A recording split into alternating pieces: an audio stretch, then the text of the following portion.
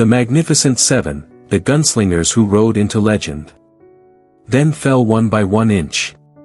They rode into town as outlaws, loners, mercenaries. And left as legends. The Magnificent Seven, 1960, wasn't just a western. It was a cultural earthquake. 7 gunmen. 1 village. Honor. Blood. Redemption. Based on Akira Kurosawa's 7 Samurai, this American adaptation turned the dust and heat of the Mexican border into something mythic. It gave us unforgettable faces. Yul Brynner's quiet authority. Steve McQueen's twitchy charm.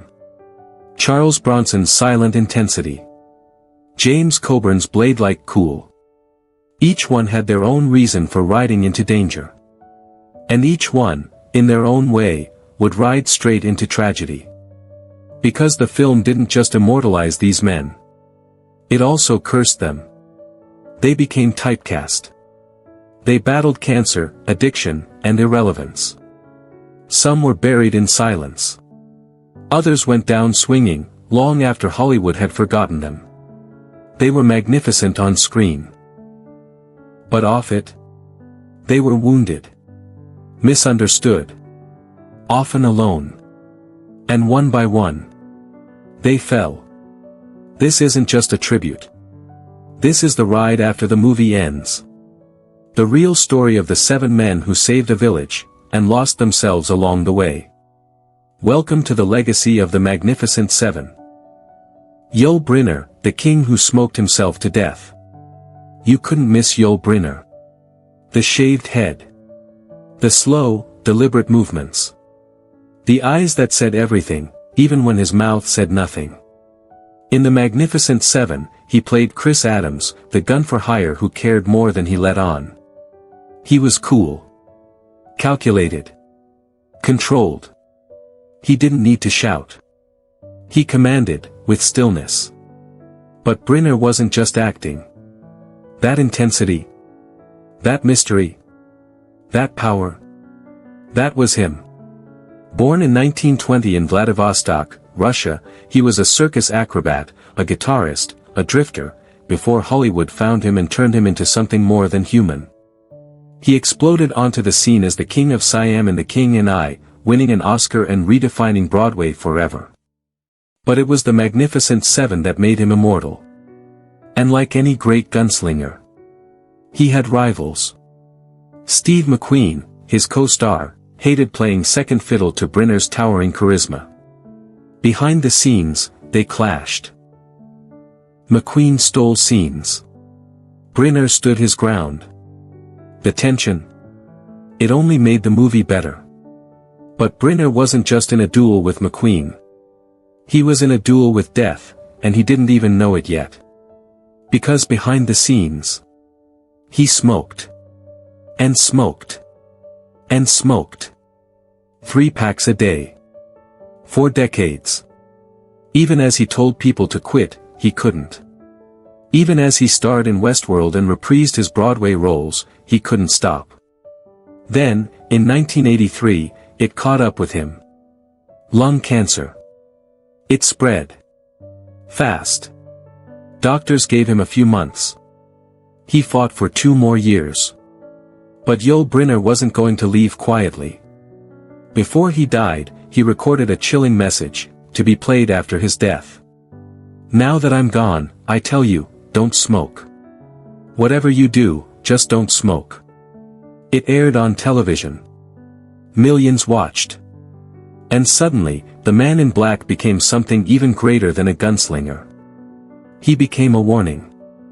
On October 10, 1985, Yul Brynner died in a New York hospital.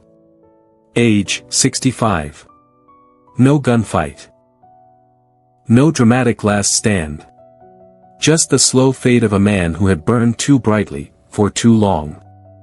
Yul Brynner was the king. On stage. On screen. On horseback. And when he finally fell, the silence was deafening. Steve McQueen, the king of cool who couldn't outrun death. If Yul Brynner was the spine of the Magnificent Seven, Steve McQueen was its pulse. He played Vin Tanner, the drifter, the hustler, the smooth-talking gunman with a past he didn't care to explain. Every time he appeared on screen, your eyes went to him. Even when he wasn't speaking, he was acting, flipping his hat, adjusting his belt, leaning just right. He stole scenes so subtly, so consistently, that it infuriated Yul Brynner. The tension between them was real. Brynner was the lead.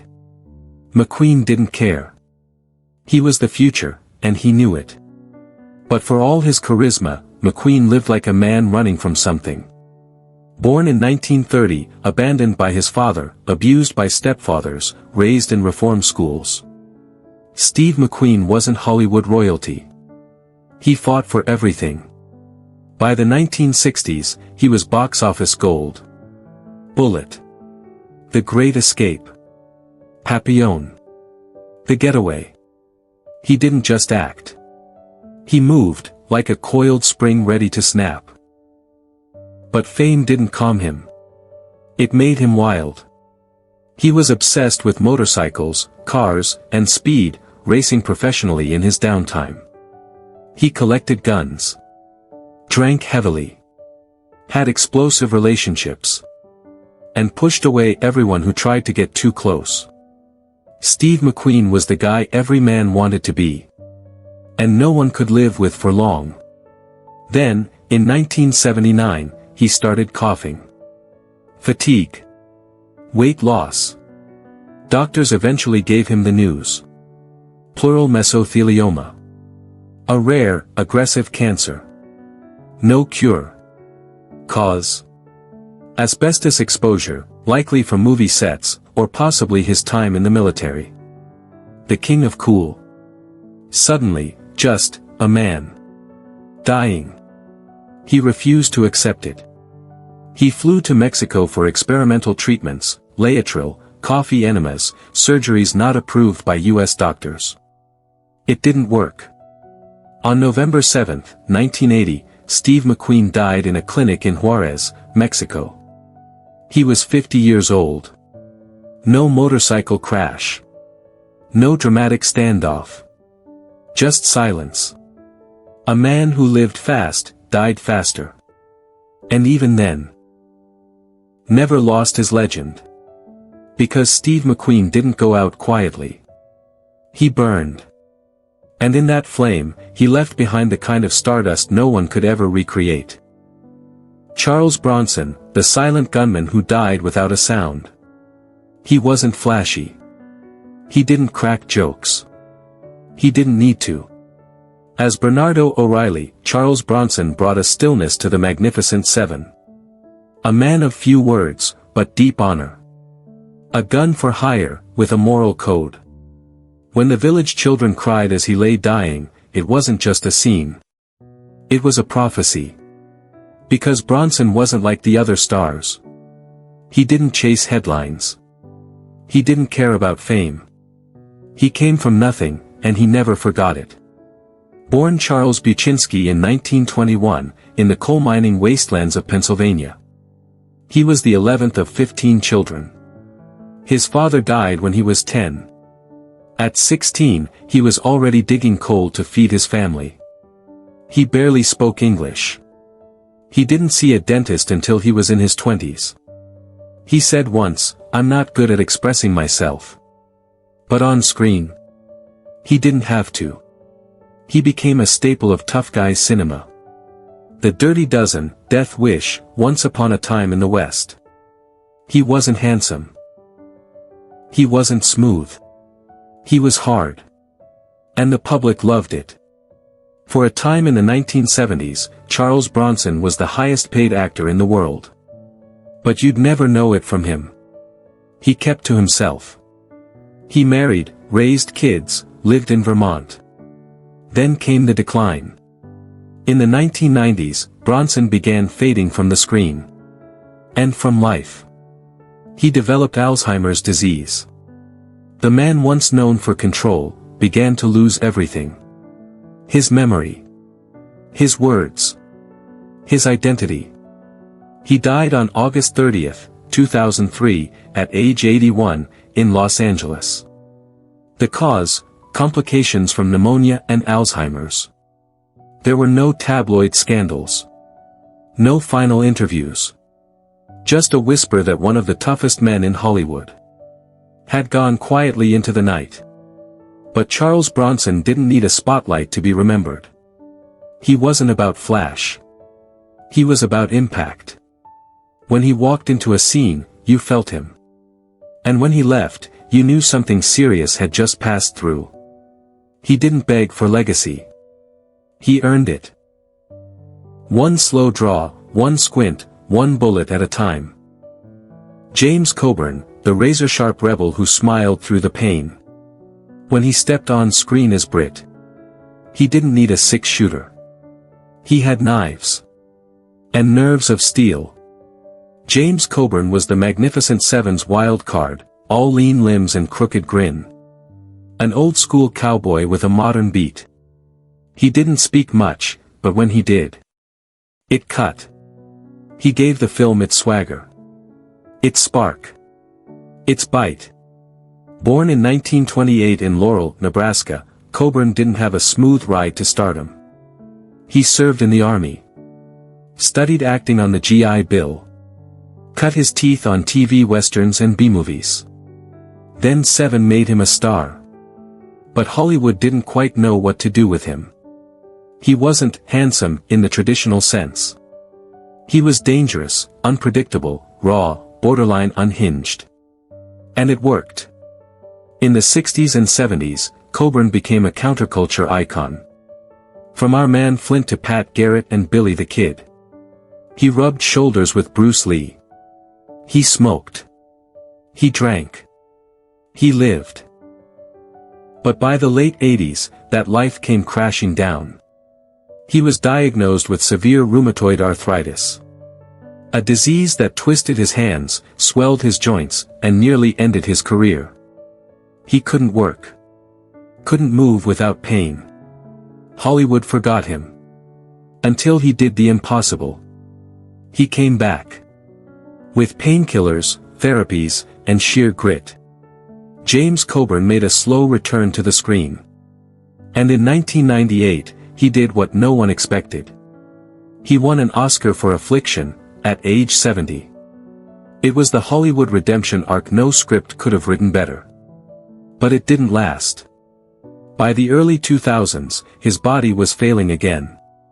He died of a heart attack on November 18, 2002, at his home in Beverly Hills. He was 74. Coburn went out like he lived, quick, cool, and sudden. No drama. No slow fade. Just, gone. But even in death, he left behind something rare. A body of work that didn't chase fame. It chased edge. James Coburn was never the loudest man in the room. But when he moved. When he smiled. When he threw that knife. Everyone paid attention. Robert Vaughn, the haunted gunman who never put his past down. In The Magnificent Seven, he played Lee. The sharpshooter with the best clothes, the best manners, and the worst nightmares. He wasn't loud. He wasn't wild. He was trembling beneath the surface. A killer who was falling apart. And Robert Vaughn brought that pain to life with elegance. Because in many ways, it was his own. Born in 1932, Vaughn was no cowboy.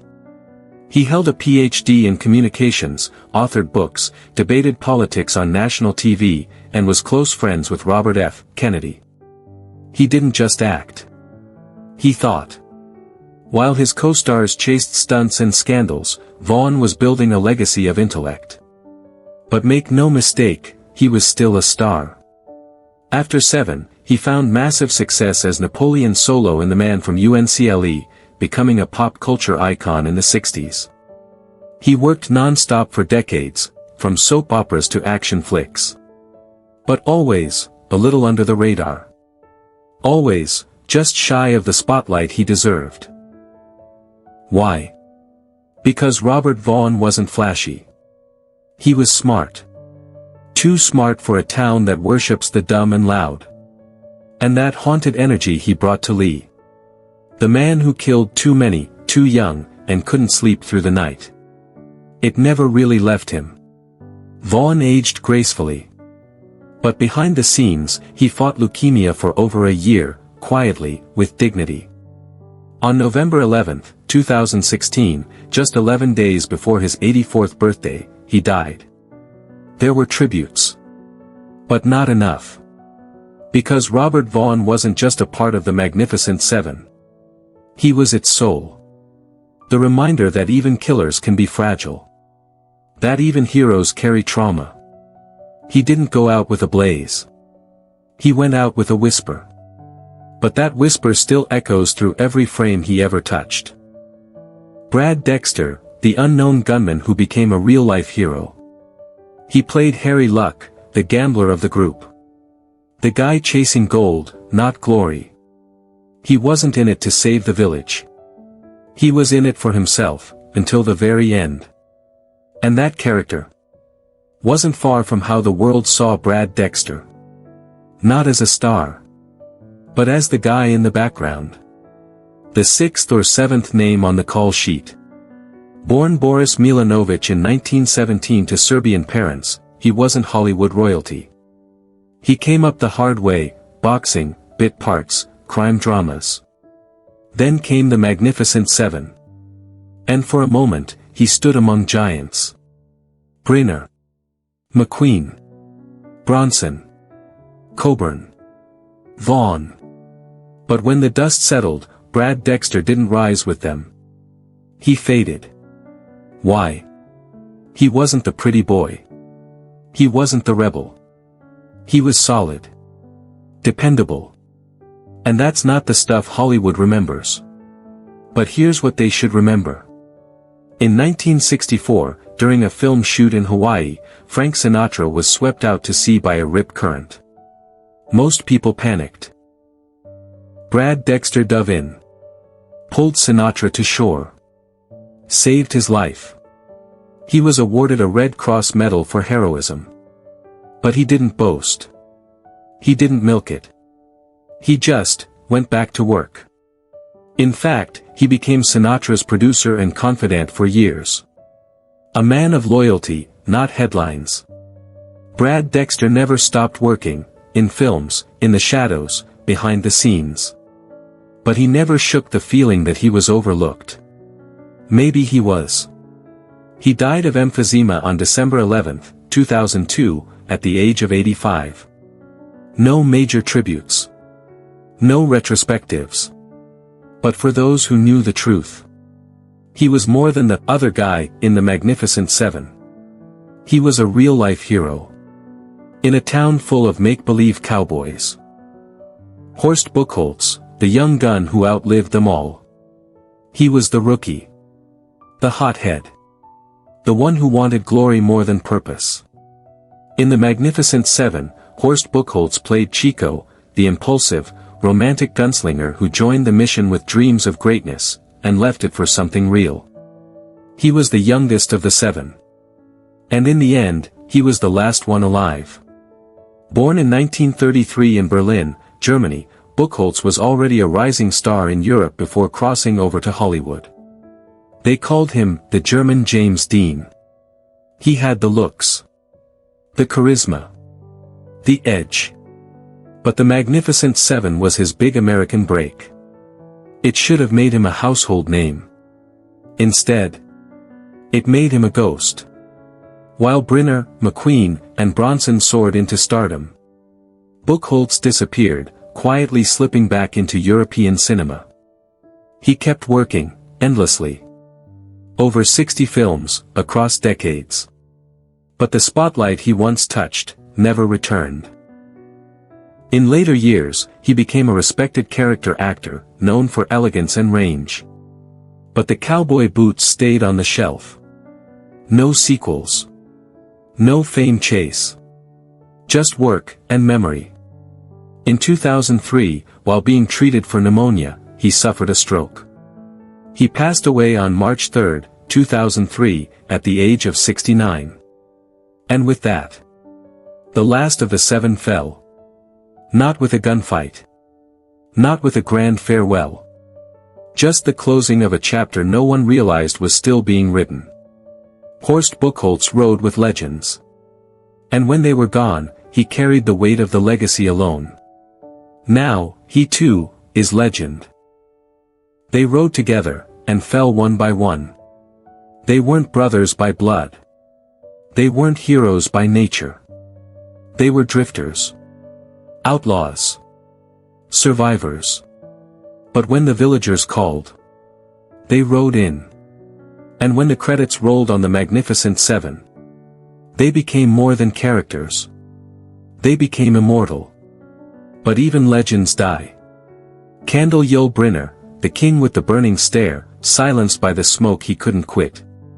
Candle Steve McQueen, the rebel who outran everything but the cancer waiting inside him. Candle Charles Bronson, the coal miner's son who died in silence, after a life of quiet fury. Candle James Coburn, the smoothest hand in the West, who smiled through agony and fought his way to one final Oscar. Candle Robert Vaughn, the elegant soul behind haunted eyes, who watched them all fall before him. Candle Brad Dexter, the one no one noticed, until he saved a life off-screen and vanished into history. Candle Horst Buchholz, the last to ride, the last to fall, the quiet keeper of their memory. They were magnificent, not just because of how they fought, but because of what they left behind. A film about redemption. About sacrifice. About standing for something, even when you have nothing. Hollywood gave them a spotlight.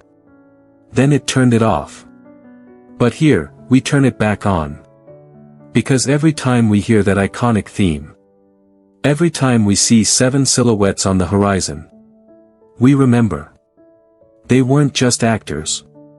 They were men. Flesh and blood. Fire and tragedy. And now, they're all gone. The 7 rode. The 7 fell. And now, they ride only in memory. Forever magnificent.